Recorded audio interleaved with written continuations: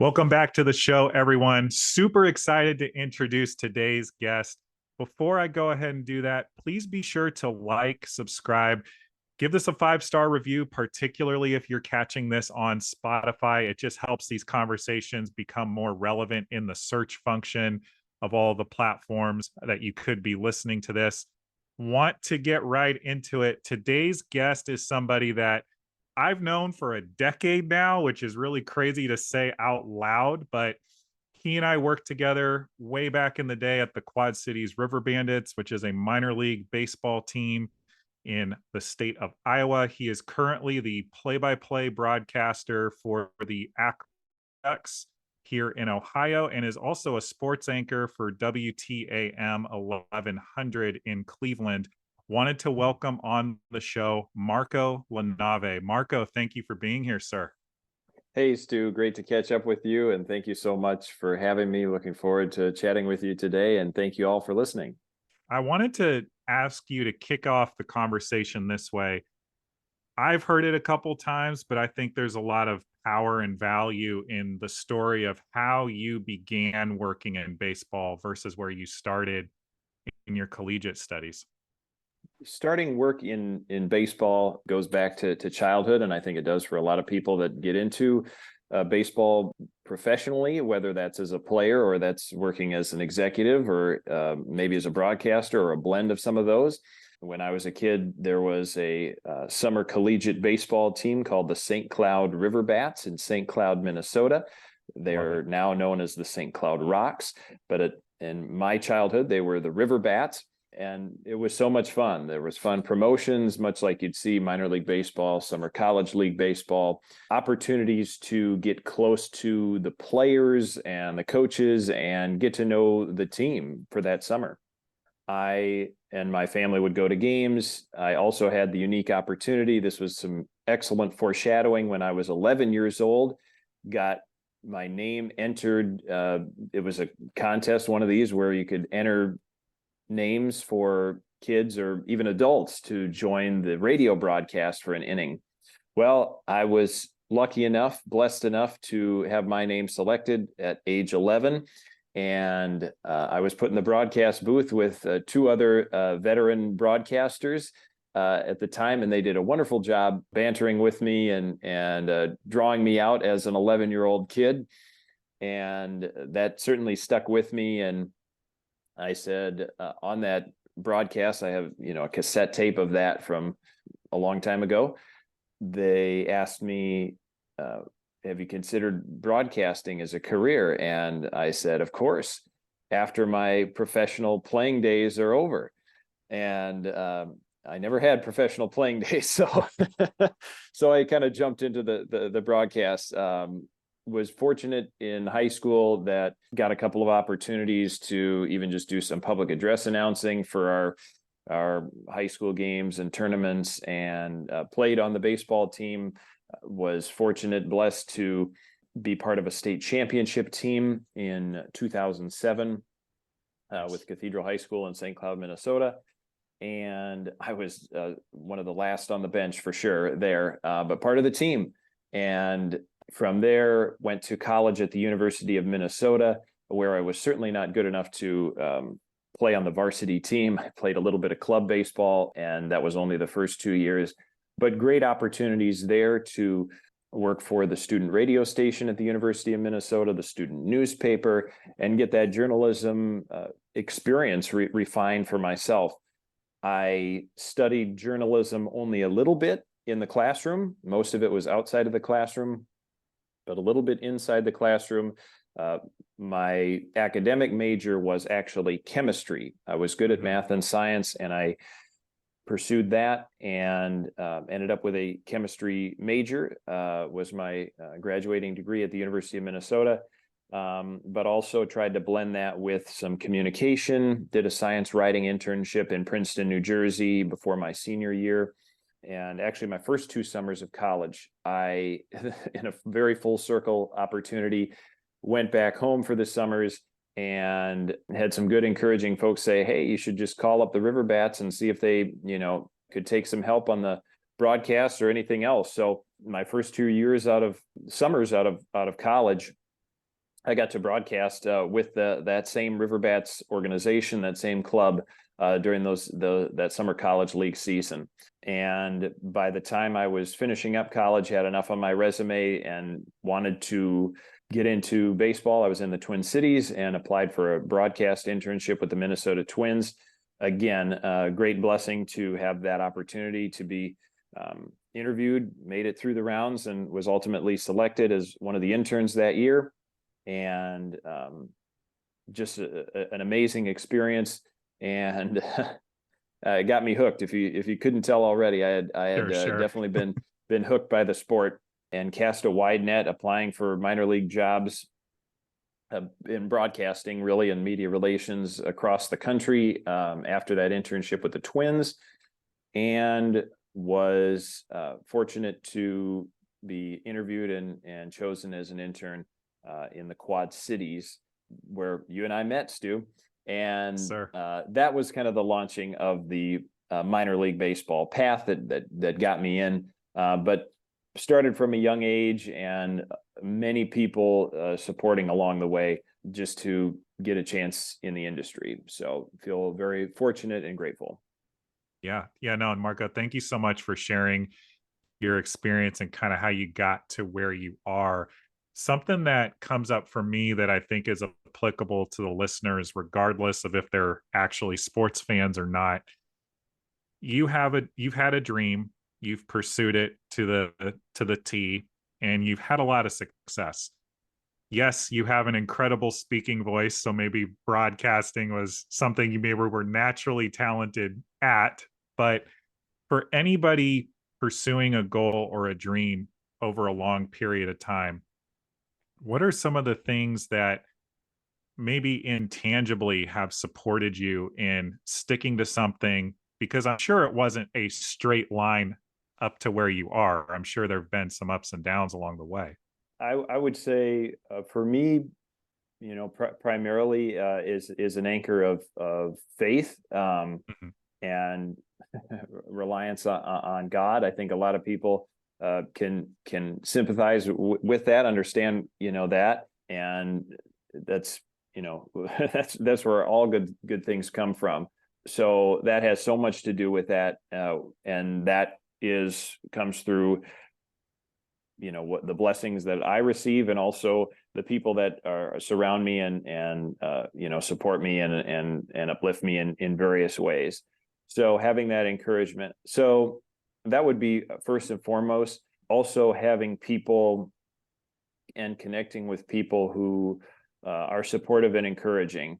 I think of the teachers I had certainly in school, the other people in those settings, family who were very encouraging, parents who encourage dreams and creativity and not putting really a limit on that. So I had a lot of, I think, fertile ground to have the freedom to explore, to dream in the first place, and to also have a sense of okay, who am I authentically, and how did God create me to be. I was fortunate in my high school years, as a lot of us kind of find something about our identity within that time frame. My uncle was working on kind of a self-development awareness improvement program, and really dove into just putting this program together. And for me, it prompted a lot of internal reflection, really a strong sense of who am I uniquely, in a way that didn't force me to fit any particular model or framework or that sort of thing. I was painting a picture of who I am and what energizes me, what I'm passionate about, what I'm gifted and talented at. I was able to shape and discover that for myself, within myself. I think with the feedback from others, but ultimately it wasn't a story of trying to fit or find something that I was, or someone that, I want to be that person, or I want to fit into that. model. So that was, I think, a key foundation for me. And then just looking at opportunities in all of those areas. Hey, I have this interest, I have this ability, and it wasn't that I had to restrict myself to a certain combination. As I described, I studied math, science, chemistry. I was good at it, felt comfortable with that.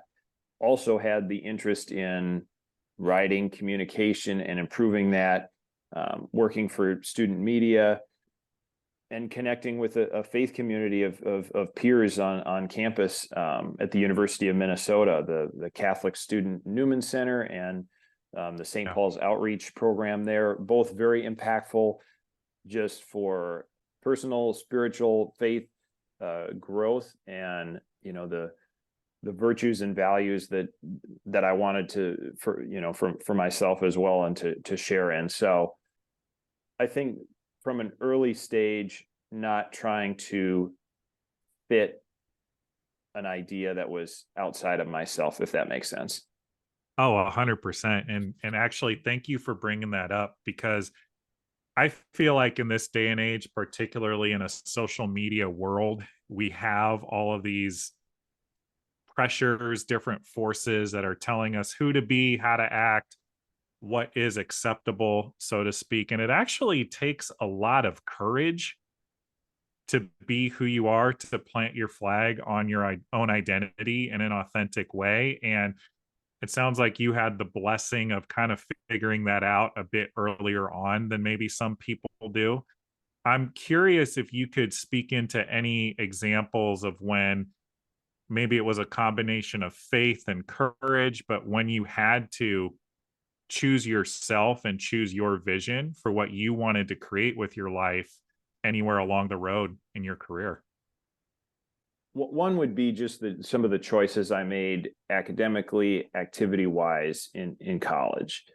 And to start out, I did not declare a major my first year, but was doing math and sciences. I think I was thinking about physics for a major, and at the same time was wanting to do the student radio station and working with that.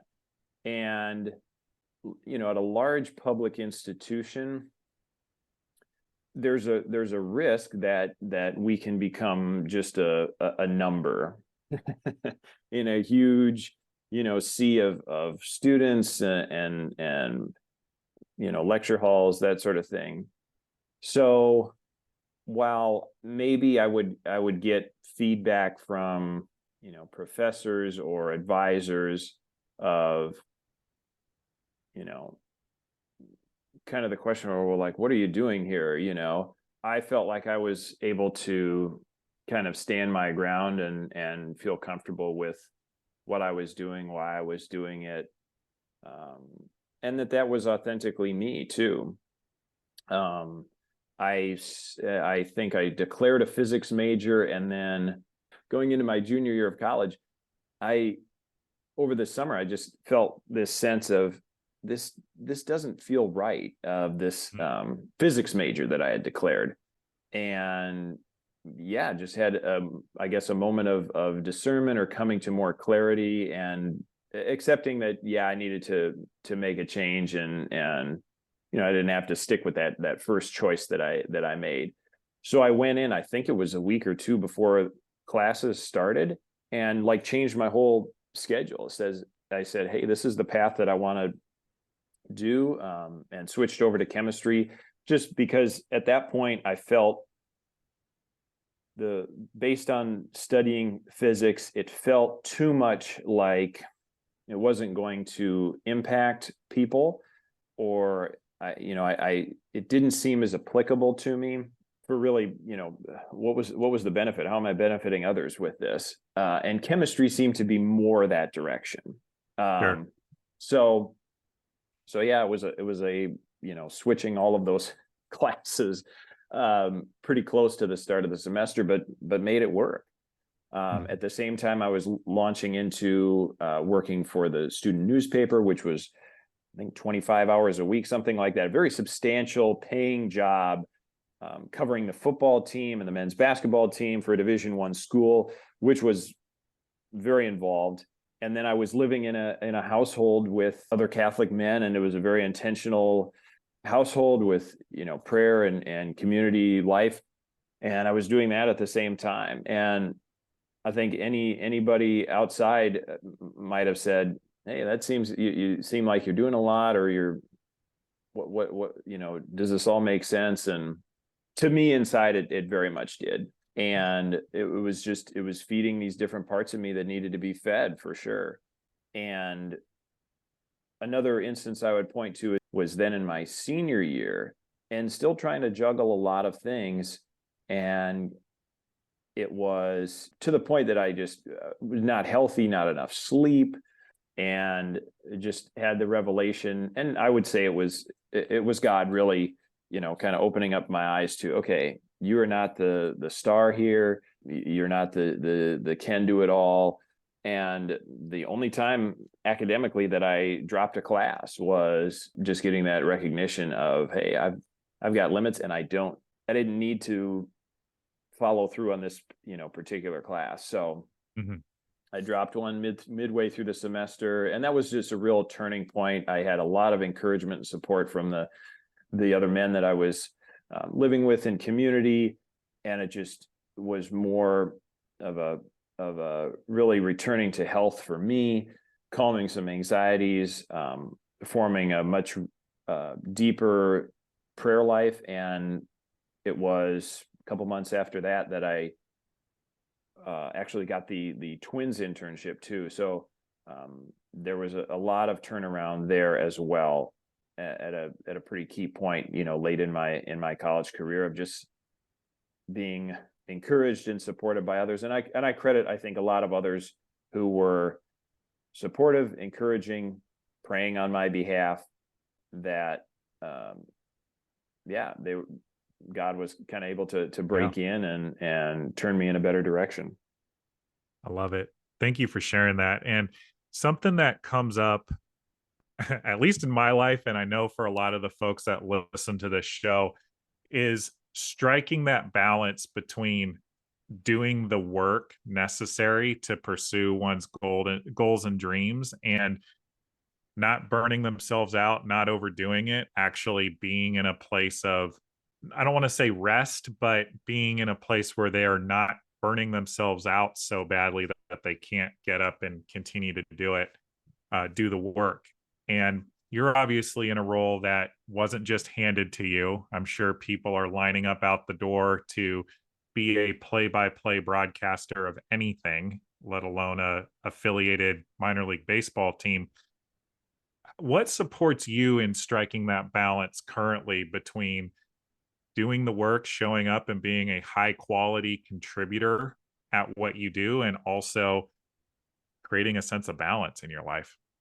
Faith is really an anchor for me on that. And now my wife, Angelina, of a little over 2 years now that we've been married, I have to give her a lot of credit also for knowing me quite well, in terms of what I need, and being able to point out to me, hey, something's off, or something's out of balance, that she's able to observe too.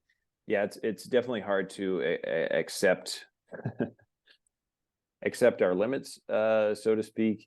And I think I'm still working at that balance, honestly.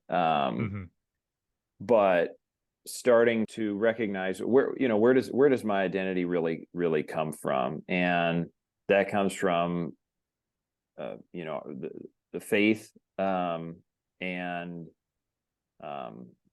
I will say that I have my prayer life has its good times, and its and its weak times, for sure.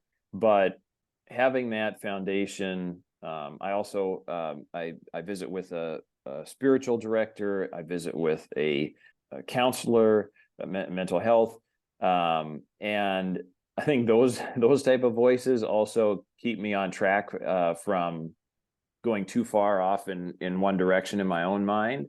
an unhealthy, pressure on myself. So I would say those voices for sure, help me with balance. And also, I think experience is also a real teacher for me. I've moved from Minnesota to Davenport, Iowa, the Quad Cities, like we mentioned before, Mm. from Iowa to Jacksonville, Florida, from Jacksonville, Florida to Akron, Ohio, and kind of repeated each time, not really knowing anyone in these towns. And that experience is one that I've, done a few times over. And with the later ones, I feel like the last two I started living on my own in those cities, Jacksonville and Akron. And that can be a kind of a frightening experience, but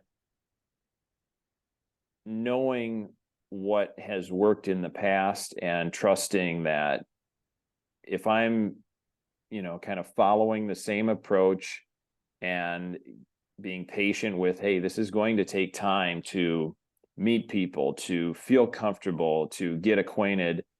I could just trust that, hey, I've been here before. And then recently, probably within the last 5-6 years, more sense of my own physical limitations too. Now it was almost 7 years ago, I was starting to have issues with my ear that was really bothering me. To make a long story short, I now have hearing loss in my left ear, and also occasionally we'll have like vertigo attacks that affect balance. And I'm like inhibited by those, at times. Oh, wow. Maybe once or twice a year it will occur.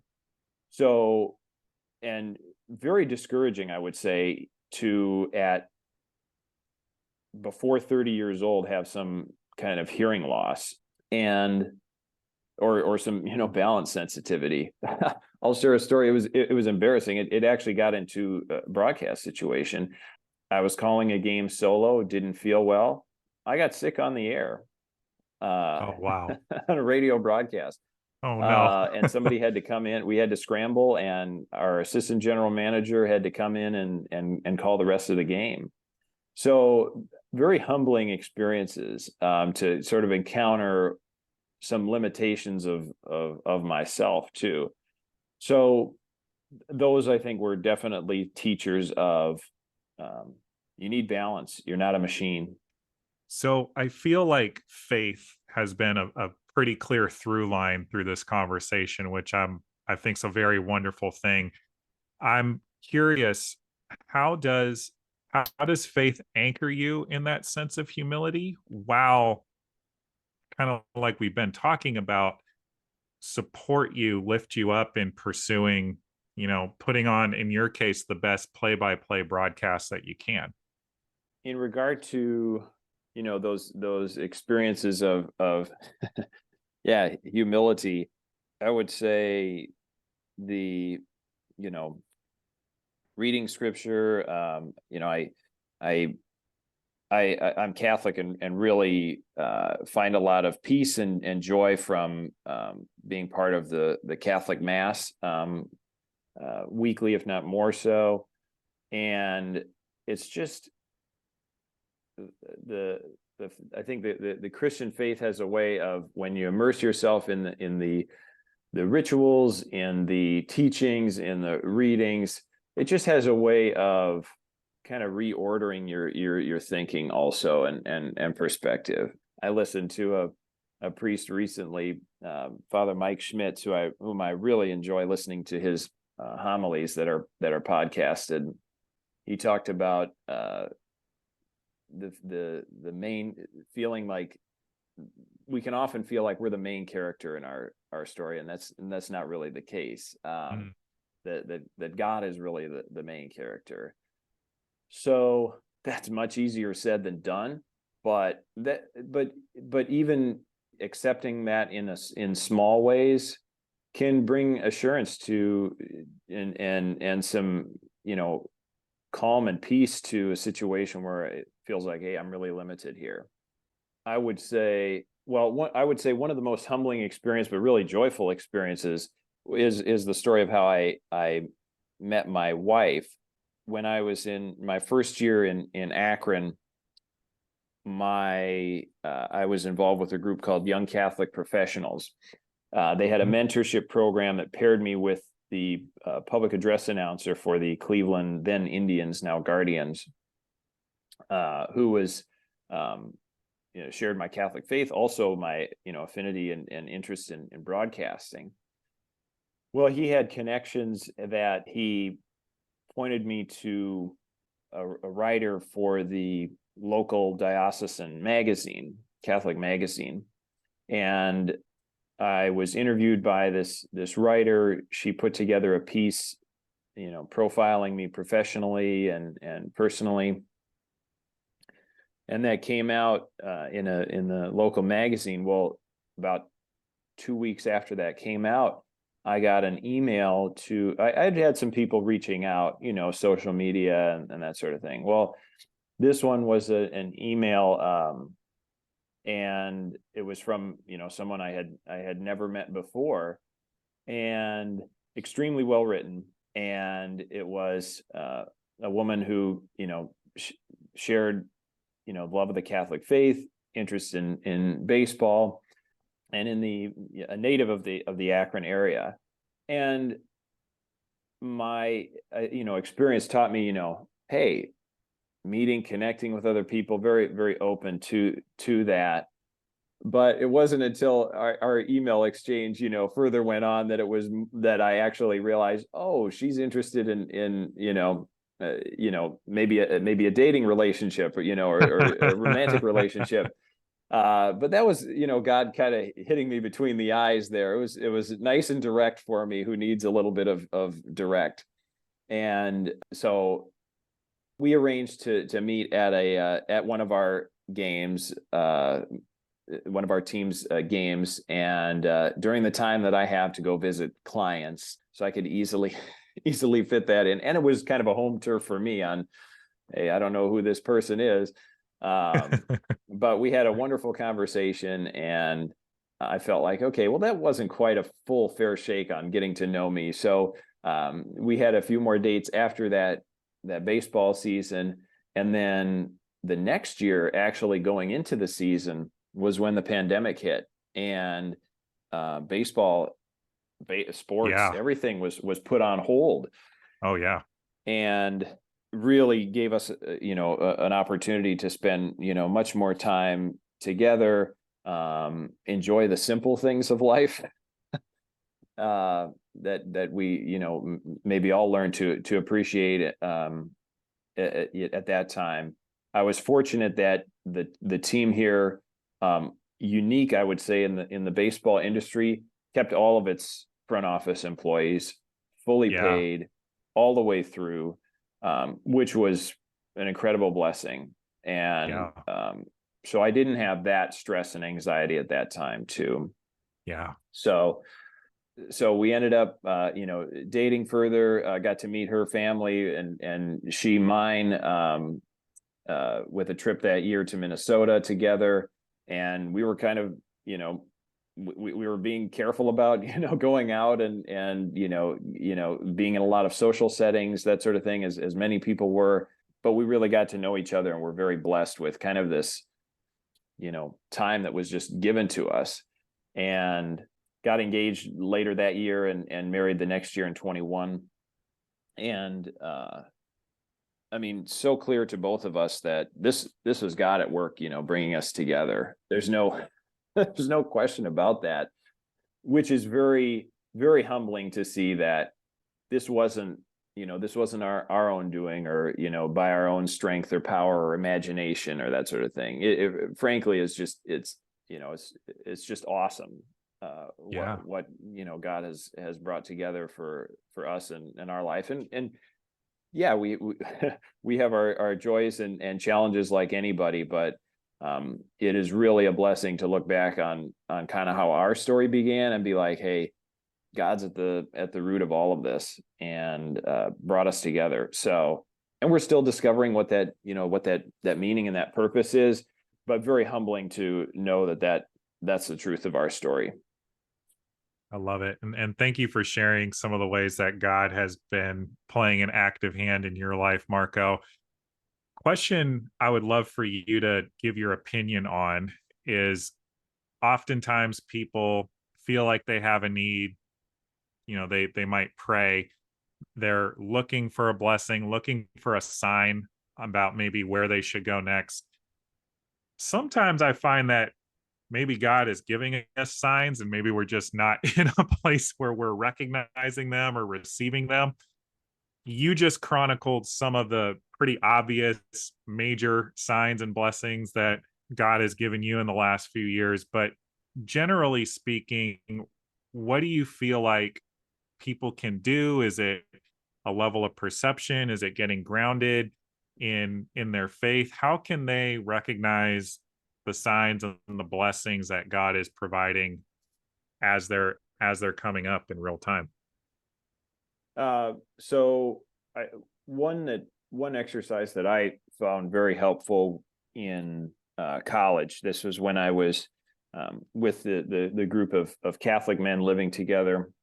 The chance to pray together, I think, was very impactful. Again, that gives us a awareness of, hey, we are part of a community that's turning itself toward God, each of us individually, but collectively as well. So I would say the opportunity to connect with community, to worship with community, whatever form that may take, I think is just, it's how we're designed, created. We're just meant for that. And I think finding that I am meant to worship God and to turn myself to God, I think is so key.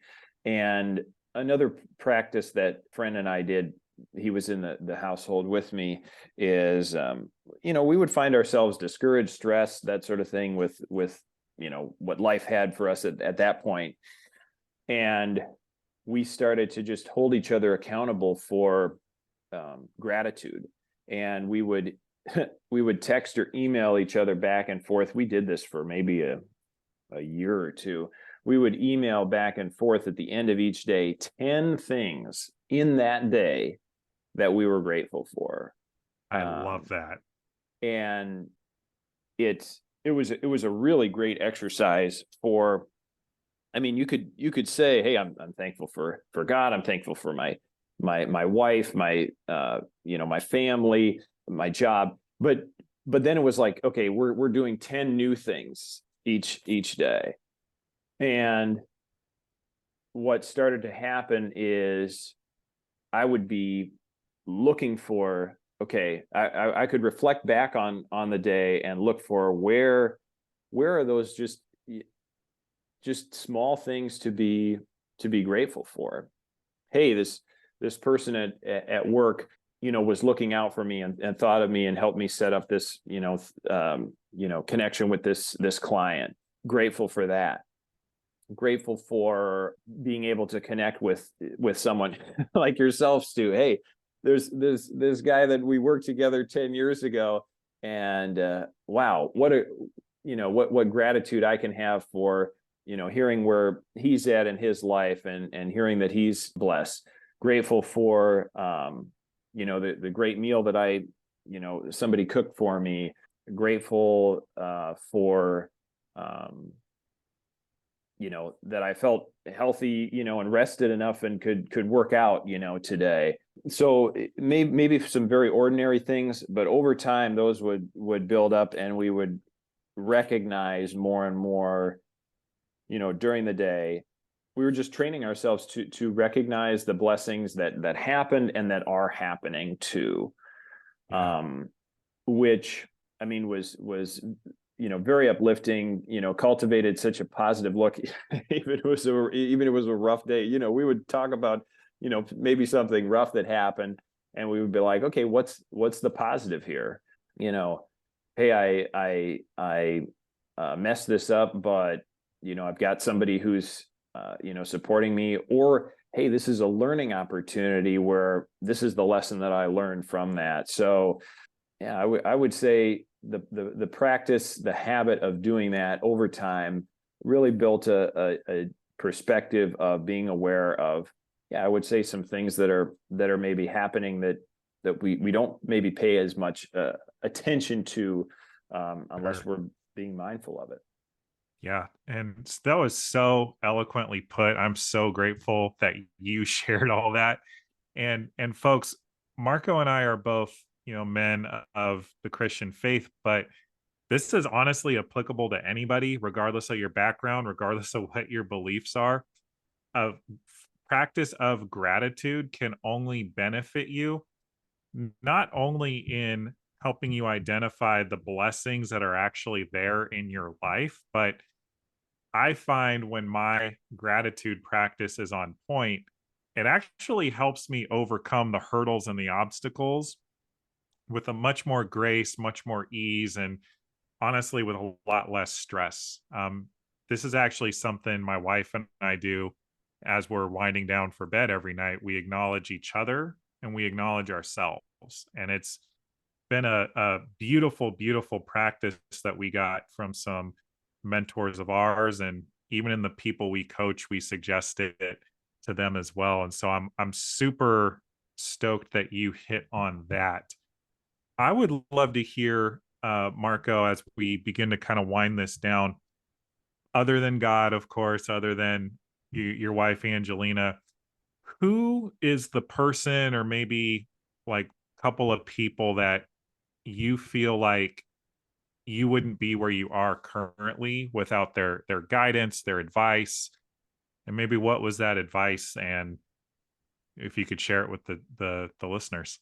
One that I'll mention that you would also know, Stu, is one of our colleagues from Quad Cities. She was my colleague for a few years in Jacksonville as well. Andrea Williams, Yes. or as people in the baseball world affectionately know her as A-Dub. Yes. And we got to work with her in the Quad Cities. She was there for 2 years, my first 2 years in the Quad Cities, and then she left, worked in the WNBA, and then got hired by the new ownership in Jacksonville, Florida. And it was after my 4th year in the Quad Cities that we reconnected, and we had kept in touch, and she reached out and told me that she had gotten hired by this baseball team in Jacksonville, hired by someone that had also been a colleague briefly as well. Harold Craw was hired as the general manager in Jacksonville. And she was telling me about this new team that was being put together. And she said, "Hey, you should give Harold a call." And she's, the type of person that she was good about being, direct with me and encouraging of me. I think of her as kind of like a big sister watching out for me. Yeah. And being able to, trust her. Hey, I'm going to reach out. I had conversations with Harold, went to visit Jacksonville as well, got to be there with A-Dub, and she also, with a strong faith and just a wonderful, wonderful heart as well. She was the community relations director for the team in Jacksonville, and really built something amazing with how the Jacksonville now Jumbo Shrimp, their community relations department, their involvement, connecting with the schools there, finding kids who just needed to be given an opportunity to be exposed to the sports industry. She was setting up opportunities, for me to mentor, tutor, apply my gifts, that sort of thing. But even from a practical perspective, I got to Jacksonville, and she was able to give me some, coaching and about where to live and keep myself safe. So it was like this big sister looking out for me.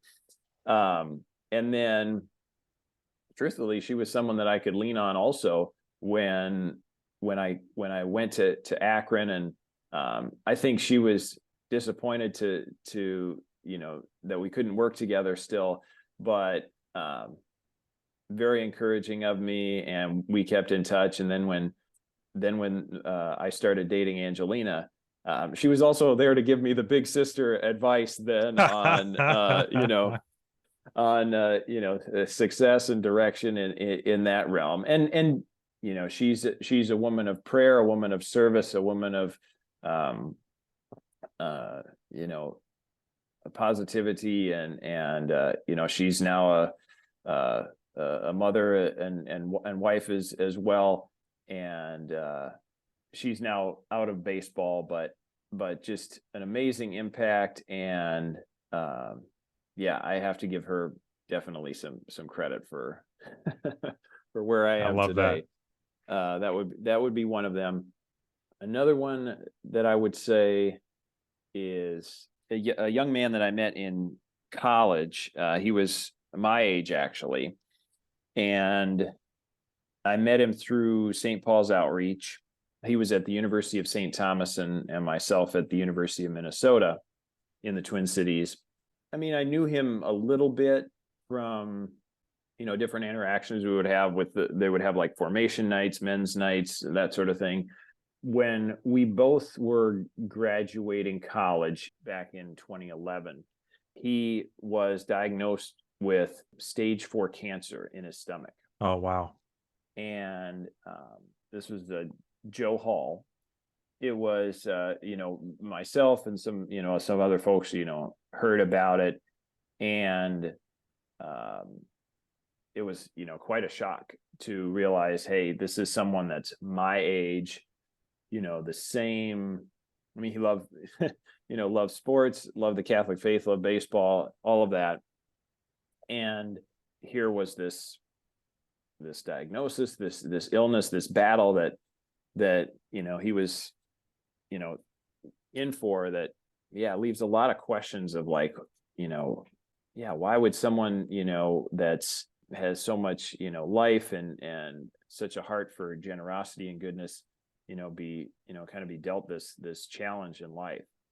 And I remember that I would say our relationship actually grew more in that time after college. I visited him at his home. He was undergoing treatments and things, and I remember watching Game 7 of the 2011 World Series with him at his home, and kind of sharing in the the joy of baseball together.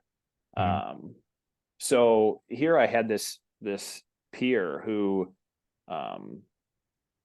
so many similar interests, passions, and a strong faith, but very different realities that we had to we were encountering. And I would try to connect with him when I went back to Minnesota. He still stayed very active. He was undergoing the treatments, and still was like leading helping lead the youth group as part of the community that he was there with there, still keeping the amazing faith and spirit that that was him, and joy that he had. He ended up passing away in 2015. So he lived for almost 4 years after the diagnosis of cancer. Wow. And I often I think of him, and getting to interact with him and hearing just the perspective that he had, even maybe in that last year or so, of what was really important, what was really valuable, I think impacts anyone to see, almost like see yourself, in so many ways, a peer go through that was very impactful. So he's one, I think of him and ask him to pray for me, certainly. And in one of the years that we were in the Quad Cities, I think it was my last year, they did a jersey that had, it was like a cancer awareness night, and you could submit pictures of cancer, patients, survivors, those currently battling cancer. And so I reached out to his family, got his picture included among those in the number. And then I brought back one of those jerseys to his family.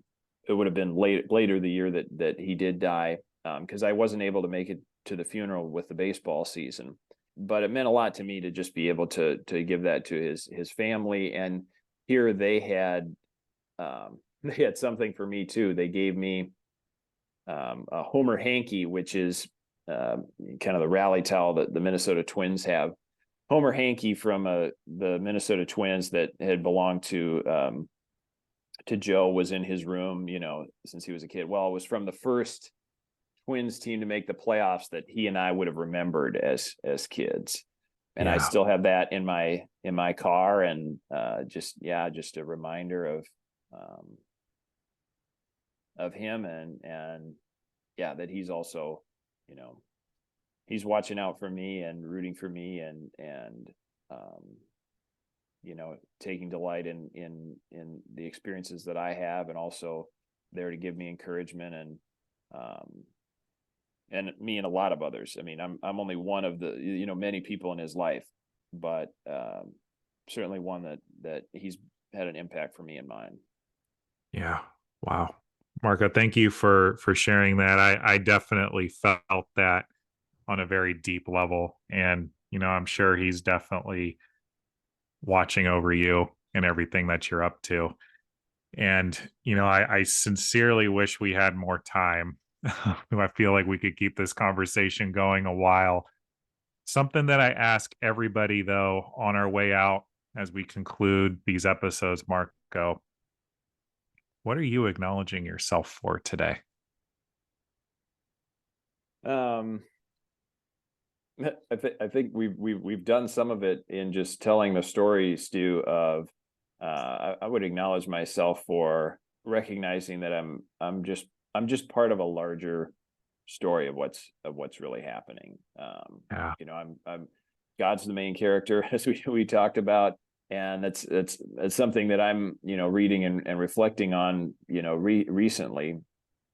Just having this conversation allowed me to speak more to how that story has unfolded so far, and it's funny to say, but sometimes we don't look enough at our past and our story and say, hey, look at this, look at the track record here of what I can do, what others have done, what God's doing, and to be able to trust in that and not put it all on my own shoulders. So I would say this conversation helps reinforce that for me, Stu. So I'm grateful. Yeah, well, I got a lot out of this conversation today, Marco, and I know the listeners will as well. And folks, for those of you listening, this has been another episode of Your Inside Track to Success. We will see you next week.